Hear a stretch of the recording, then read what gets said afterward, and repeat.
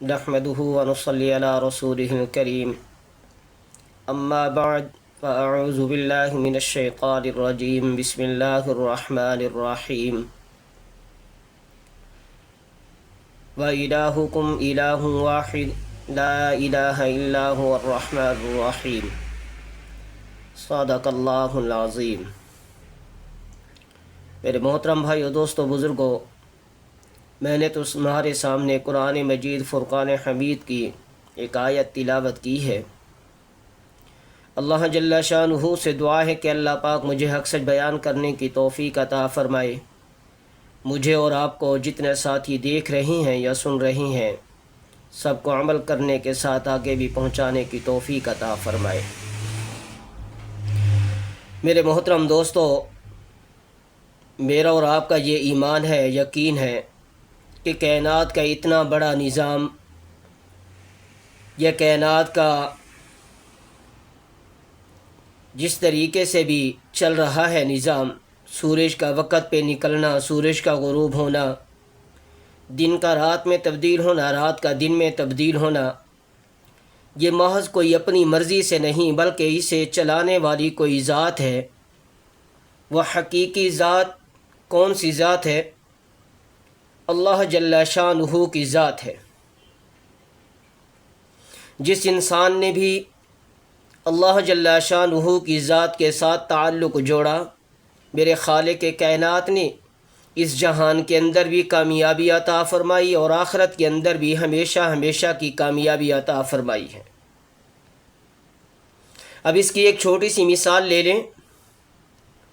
جیسا کہ حضرت بلال حبشی رضی اللہ تعالی عنہ، حبشہ کے رہنے والے، رنگ کے کالے سیاہ، ہونٹ بھی موٹے موٹے ہیں، کوئی حسب نسب بھی، کوئی کنبہ قبیلہ بھی ایسا نہیں کہ جس کی قرابت حضور اقدس صلی اللہ علیہ وسلم کے ساتھ ملتی ہو۔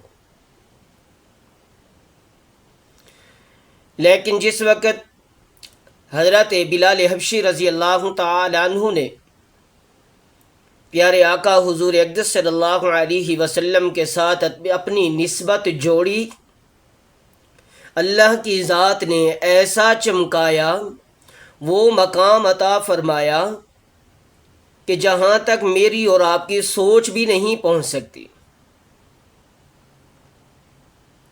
کون بلال حبشی؟ وہ بلال حبشی رضی اللہ تعالی عنہ جو کسی وقت کے اندر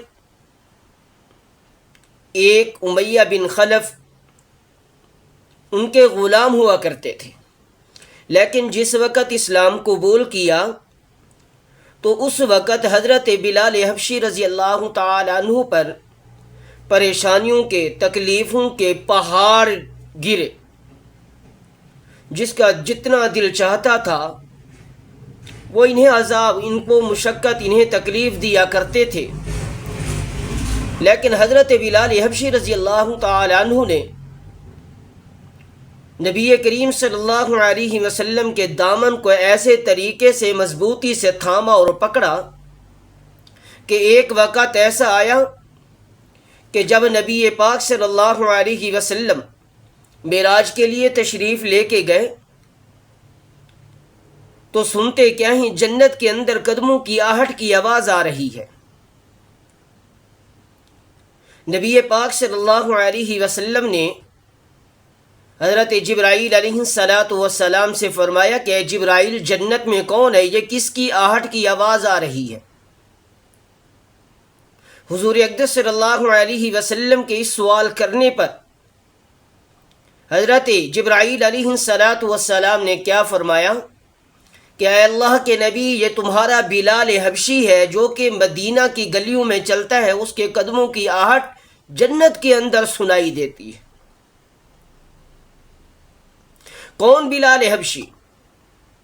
وہ بلال حبشی کہ اگر وہ صبح کی اذان نہ دے تو اللہ جل شانہ سورج کو ہی طلوع نہ کرے۔ کون؟ وہ بلال حبشی رضی اللہ تعالی عنہ کہ نبی پاک صلی اللہ علیہ وسلم کے پردہ فرمانے کے بعد حضرت بلال حبشی رضی اللہ تعالیٰ عنہ جب مدینہ منورہ چھوڑ کر چلے گئے تو پیارے آقا نے خواب کے اندر آ کر کیا فرمایا؟ اے بلال حبشی، یہ کیسی بے وفائی ہے کہ اب لوٹ کر ہی نہیں آئے۔ حضرت بلال حبشی رضی اللہ تعالیٰ عنہ کی جب آنکھ کھلتی ہے تو وہ جلدی سے مدینہ منورہ کی طرف پہنچتے ہیں، اور جب وہاں آتے ہیں تو پیارے آقا حضور اقدس صلی اللہ علیہ وسلم کے نواسے حضرت امام حسن و حسین رضی اللہ تعالیٰ عنہما فرمائش کرتے ہیں اذان دینے کی کہ بلال، آج ہمیں وہ نانا محمد رسول اللہ صلی اللہ علیہ وسلم والی اذان تو سنا دو۔ حضرت بلال حبشی رضی اللہ تعالیٰ عنہ عرض کرتے ہیں کہ اے شہزادو، آج بلال کی وہ کیفیت نہیں ہے کہ بلال حبشی تمہیں وہ اذان سنا سکے، لیکن لاڈلوں کی فرمائش تھی، نواسے رسول کی فرمائش تھی۔ جب حضرت بلال حبشی رضی اللہ تعالیٰ عنہ نے اذان دینا شروع کی، اشہد ان لا الہ الا اللہ، اشہد ان لا الہ الا اللہ، اشہد ان محمد رسول اللہ پہ پہنچے تو نیچے گر گئے۔